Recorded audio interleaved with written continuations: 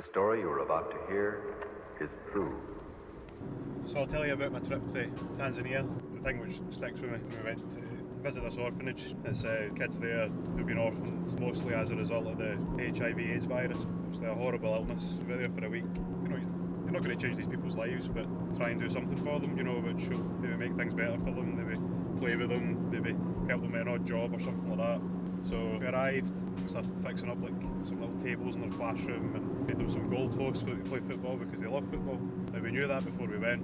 We brought them football tops which people had donated to us. I'd brought with me my old Scotland goalkeeper's top. It was an old one, so it's the old yellow one with some blue design on the front. I had my name on the back, so I had Innes written in the back and then the number 1. And there was this wee lad, he seemed quite shy, so I went up to him and said to him, do you want this one? And he was like, yeah, he was dead excited. He was such a cheerful, lovely wee guy. So I gave him it and he stuck it on straight away.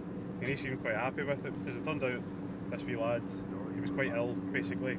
A combination of different things, but basically he was very sick. He wouldn't really make it to his 16th birthday, basically, so he was 9 when I was there. Brilliant wee lad, full of life, but not much life left in him, really.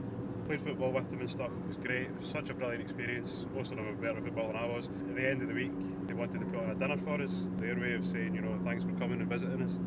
We were like, are you sure, kind of thing, And he says, yeah, we'd love to. So we went along to, it was like one big room. There was no electricity in it or anything. It was dark. So we went in, and this wee guy was there. And he was still wearing my football top. He had a bowl of his dinner. And he had this other bowl, and obviously he wanted to give that to me. So I came in and he walked up there, he's like this, and he gave it to me. And I couldn't speak any Swahili really, he couldn't speak any English, but it was pretty clear what he was kind of wanting to say. I just wanted him to know that I just wanted to sit down and eat with him, and he was thinking, it'd be great, let's have dinner together. So we just sat on the floor, eating this rice and beans. He was so happy and cheerful and wanted to show me his toys and all this kind of thing. And this wee guy's got nothing really, and at the time I was thinking, oh my god, I'm going to leave here and go on and hopefully do different things, and you're just never going to have the chance to do that. And it does now, if things are maybe a bit tough or whatever. I do think of him and I think, well, do you know what, it's not that bad, things could be a lot worse.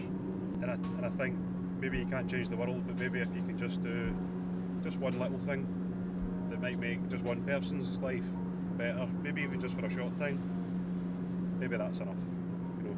I think if it was one thing that it taught me was you probably got it better than you think, and for me I think that's pretty inspirational. That wee lad.